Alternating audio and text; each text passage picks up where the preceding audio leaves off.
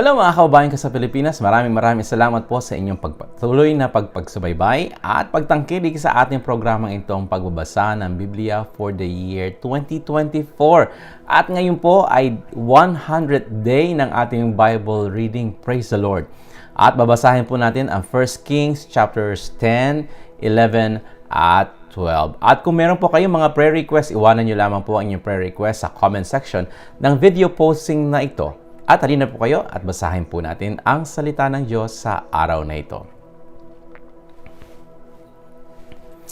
1 Kings chapter 10. Nabalitaan ng reyna ng Siba ang katanyagan ni Solomon, kaya't nagsadya sa upang subukin ito sa pamamagitan ng mahihirap na katanungan.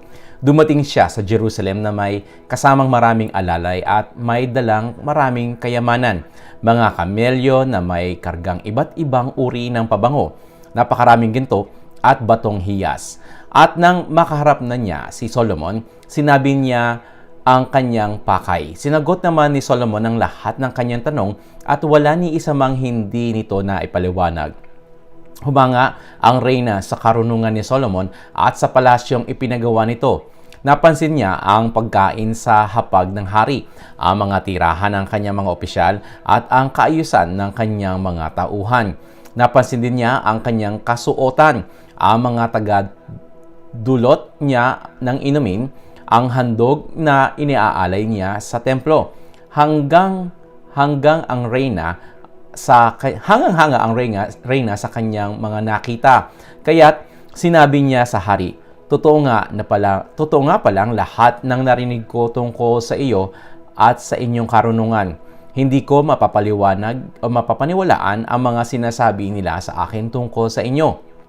Ngunit ngayong nakita ko na ang lahat, napatunayan kong wala pa pala sa kalahati ang ibinalita nila sa akin, sapagkat ang inyong karunungan ay talagang higit kaysa sa ibinalita nila.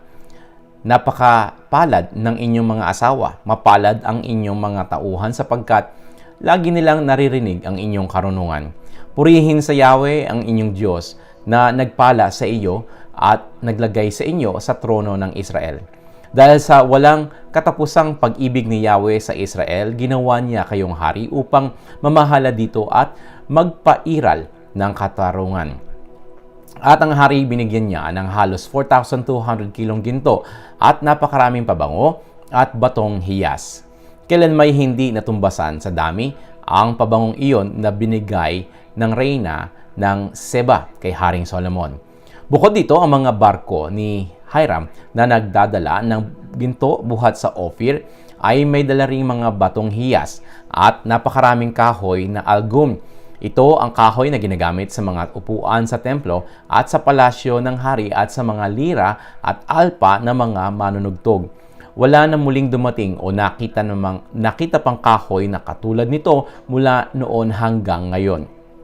Ibinigay naman ni Haring Solomon sa reyna ng Siba ang bawat magustuhan nito, ang lahat niyang hinihingi bukod pa sa kanyang kusang ipinagkaloob sa reyna. Pagkatapos ito'y umuwi na ang reyna pati ang kanyang mga alalay sa lupain ng Seba. Ang gintong dumarating kay Solomon taon-taon ay umaabot sa 23,300 kilo. Hindi pa kabilang dito ang buwis na galing sa mga mangangalakal, ang tubo sa pangangalakal mula sa labas ng bansa at ang buwis na galing sa mga hari ng Arabia at sa mga gobernador ng mga lalawigan. Nagpagawa si Haring Solomon ng 200 malalaking kalasag na balot ng ginto. Umabot sa 15 librang ginto ang nagamit na pambalot sa bawat isa. Nagpagawa pa siya ng 300 na maliliit na kalasag na may balot ding ginto. Halos 4 na librang ginto ang nagamit na pambalot sa bawat isa. Ipinalagay ng hari ang mga nasabing kalasag sa palasyo, sa bulwagang tinatawag na gubat ng Lebanon.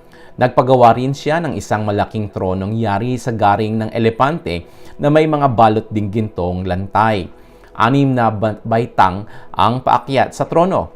May ulo ng bisirong baka ang ulunan ng trono at may patungan ng bisig ng 2 tagliran. May 2 leon na nakatayo sa tabi nito at 12 naman sa magkabilang dulo ng mga baitang. Kailan may wala pang ginawang trono na tulad nito sa alinmang kaharian.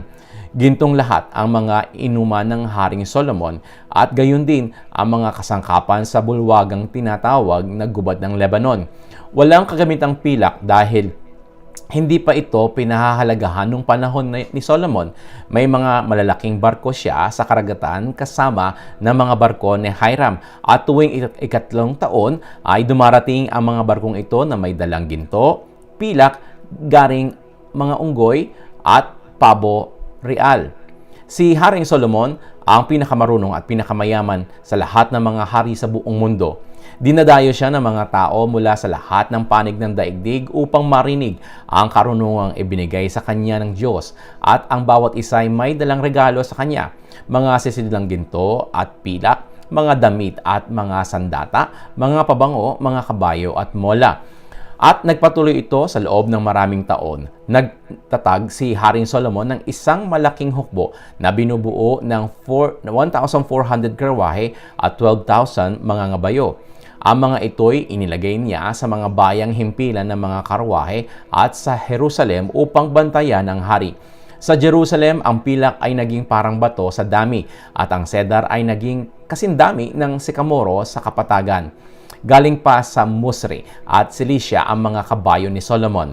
May mga ngalakal siyang tagapamili doon sa tiyak na halaga. Bumibili din sila sa mga karwahe sa Ehipto sa halagang 600 pirasong pilak bawat isa at sa 150 piraso naman ang bawat kabayo. Ang mga ito ay pinagbibili ng mga ngalakal ni Solomon sa mga haring Heteo at Arameo. 1 Kings chapter 11. Umibig si Solomon sa maraming dayuhang babae. Bukod pa sa anak ni Faraon, nag-asawa siya ng mga babaeng Moabita, Amonita, Edomita, Sidonio at Heteo. Ipinagbabawal ni Yahweh sa mga Israelita ang mag-asawa sa mga banyagang ito. Huwag kayo mag-aasawa sa mga lahing iyan sapagkat tiyak na ililigaw nila kayo at hihikayating sumamba sa kanilang mga Diyos-Diyosan, sabi ni Yahweh. Ngunit nahulog ang loob ni Solomon sa mga babaeng ito. Ang mga asawa niyang mula sa lipi ng hari ay 700 at ang kanyang namang mga asawang lingkod ay 300. Nang matanda na si Solomon, nahikayat siya ng mga ito na sumamba sa kanilang mga Diyos-Diyosan. Hindi siya nanatiling tapat kay Yahweh. Hindi niya sinundan ang halimbawa ni David na kanyang ama. Sumamba si Solomon kay Astarte, ang diyosa ng mga Sidonyo, at kay Milcom, ang karumal-dumal na diyos ng mga Amonita. Gumawa nga ng kasamaan si Solomon laban kay Yahweh at hindi niya sinundan ang halimbawa ng kanyang amang si David na buong katapatang naglingkod kay Yahweh. Sa burol na nasa silangan ng Jerusalem ay nagtayo si Solomon ng sambahan para kay Chemos, ang karumal-dumal na diyos ng Moab, at para kay Molek, ang kasuklam-suklam na diyos ng mga Amonita. Ipinagpagawa niya ng kanya-kanyang mga altar ang mga Diyos-Diyosan ng mga lahat niyang mga asawang dayuhan, at ang mga ito'y nagsunog doon ng insenso at naghain ng mga handog. Nagalit si Yahweh kay Solomon dahil sa ginawa niyang ito. 2 beses na nagpakita sa kanya si Yahweh at pinagbawalan siyang maglingkod sa mga Diyos-Diyosan, ngunit hindi niya sinunod si Yahweh. Kaya nga't sinabi nito sa kanya, "Dahil sumira ka sa ating kasunduan at sinuway mo ang aking mga utos, aalisin ko sa iyo ang kaharian at ibibigay ko sa isang lingkod mo. Ngunit alang-alang kay David na iyong ama, hindi ko gagawin ito sa panahon ng paghahari mo, kundi sa panahon ng paghahari ng iyong anak. Isang lipi lamang ang ititira ko sa kanya, alang-alang kay David na aking lingkod at alang-alang sa Jerusalem, ang lungsod na aking pinili." Ipinahintulot ni Yahweh na magkaroon ng kaaway si Solomon. Ang Edomitang si Hadad buhat sa lipi ng mga hari ng Edom. Nang masakop ni David ang Edom, pumunta roon si Joab at ang pinuno ng kanyang hukbo upang ipalibing ang mga nasawi sa labanan. 6 na buwan siyang nanatili sa Edom kasama ang buong hukbo ng Israel, at hindi sila umalis hanggat hindi nila napapatay lahat ng mga lalaki roon. Subalit si Hadad na bata pa noon ay nakatakas patungo sa Ehipto sa tulong ng ilang Edomitang tauhan ng kanyang ama. Buhat sa Midia, nagtungo sila sa Paran at dooy nakakuha sila ng ilan pang mga lalaki na isinama nila sa Ehipto. Tinanggap siya ng Paraon ng hari ng Ehipto, binigyan ng bahay at lupa at lahat ng kailangan. Napamahal si Hadad sa Faraon at napangasawa niya ang hipag nito. ang kapatid na babae ni Reyna Tafnes. Nagkaanak sila ng isang lalaki na tinawag nilang Genubat. Nang ito'y maaaring ihiwalay sa ina, ito'y kinuha ng Reyna at pinalaki sa palasyo kasama ng mga anak ng Faraon. Nang mabalitaan ni Hadad na patay na si David at pati na rin si Joab, ang pinuno ng hukbo ng Israel, nagpaalam siya sa Faraon. Ipahintulot po ninyong umuwi ako sa aming bayan, wika niya. Kinukulang ka pa ba rito sa anumang gusto mo na gusto mo nang umuwi sa inyo? Tanong ng Faraon. Hindi po naman, sagot ni Hadad. Ngunit ipinahintulot po ninyong makauwi muna ako sa amin. May isa pang kaaway na ginamit si Yahweh laban kay Solomon, si Rezon na anak ni Eliada. Tumakas siya sa kanyang amo, si Hadadezer na hari ng Zoba. Nagtipon siya ng mga tauhan at naging pinuno ng isang pangkat ng mga tulisan. Nangyari ito nang talunin ni David si Hadadezer at pinatay ang mga kakampi nitong taga-Syria. Si Rezon at ang pangkat niya ay nanirahan sa Damasco at dooy ginawa siyang hari ng Syria at ng kanyang mga tauhan. Naging kaaway niya o siya ng buong Israel sa buong panahon ng paghahari ni Solomon. Isa pa sa mga lumaban kay Solomon ay isa ring tauhan niya, si Jeroboam na anak ni Efrataeyong si Nebat na taga Sereda. Ang ina niya ay si Seruwa na isang biyuda. Ito ay ang kasaysayan ng kanyang paghihimagsik laban sa hari. Ipinagagawa ni Solomon ang muog ng Milo at pinatatakpan ang mga butas sa pader ng lungsod ng Jerusalem. Si Jeroboam ay isang lalaking may kakayahan kaya't nang makita ito ni Solomon, inilagay itong tagapamahala ng lahat ng gawaing bayan sa lupain ng angkan ni Jose. Isang araw lumabas ng Jerusalem si Jeroboam at nasalubong niya si Ahayas, ang propetang taga Shiloh. Ito'y nag-iisa at bago ang dalang balabal. Walang ano-ano'y inalis ni Ahiyas ang kanyang balabal at pinagpunit-punit sa 12 piraso. Sabi niya kay Jeroboam, kunin mo ang 10 piraso sapagkat ganito ang ipinapasabi ni Yahweh, ang Diyos ng Israel. Hahatiin ko ang kaharian ni Solomon at ibibigay ko sa iyo ang 10 lipi.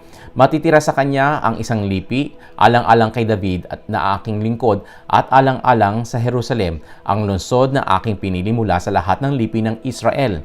Ginawa ko ito sapagkat tinalikuran niya ako at naglingkod siya kay Astarte, ang Diyos ng mga Sidonyo, kay Chemos, ang Diyos ng Edom, at kay Molek, ang Diyos ng mga Amonita. Hindi siya namuhay ayon sa kalooban ko. Hindi niya ginawa ang gusto ko at hindi niya sinunod ang aking mga utos at tuntunin. Hindi nga niya sinundan ang halimbawa ni David, ngunit hindi ko aalisin sa kanya ang kaharian habang siya'y nabubuhay.